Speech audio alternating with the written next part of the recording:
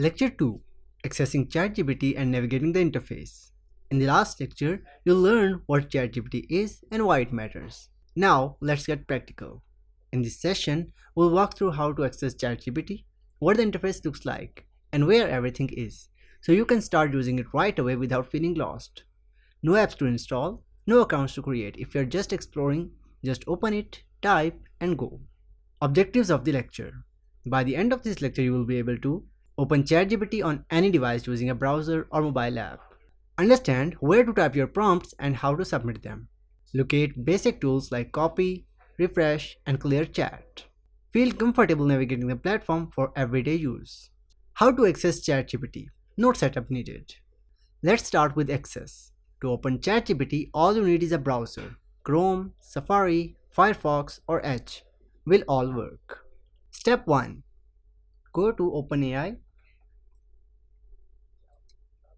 And if you are using for the first time, you can just open it like this. Click on ChatGPT and click on Try Now. Step 2. You can log in or sign up if you want access to chat history and settings, but for now, you can just explore the interface if it's publicly accessible. You can also download the ChatGPT app from the App Store or Google Play. It's free and optimized for quick use if you prefer mobile access. You don't need to download anything just to use it. Just opening the URL works for most users.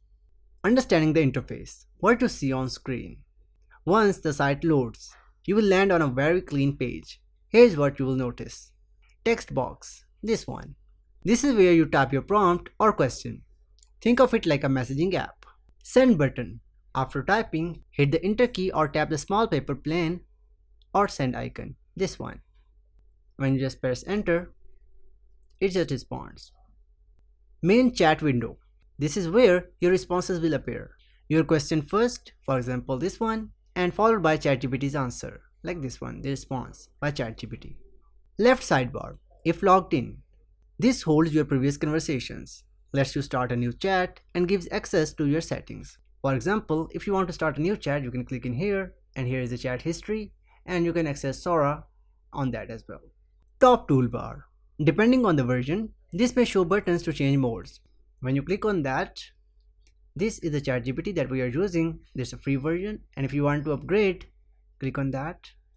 And here is the pricing plan. So we just will go back and start working on this interface.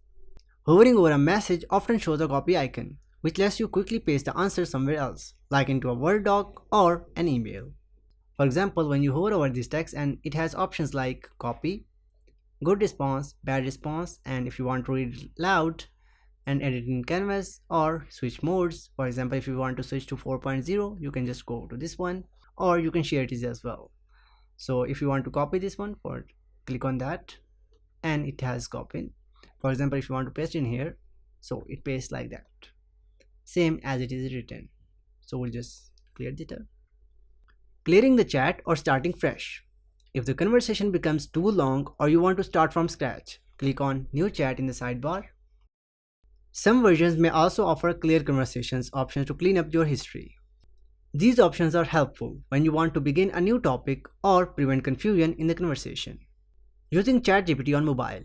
The mobile version is simpler but just as powerful. It has a clean chat interface, a bottom text box, a swipe up menu for previous chats if logged in, responsive design for smaller screens. If you are typing a lot or using longer prompts, the desktop might feel easier.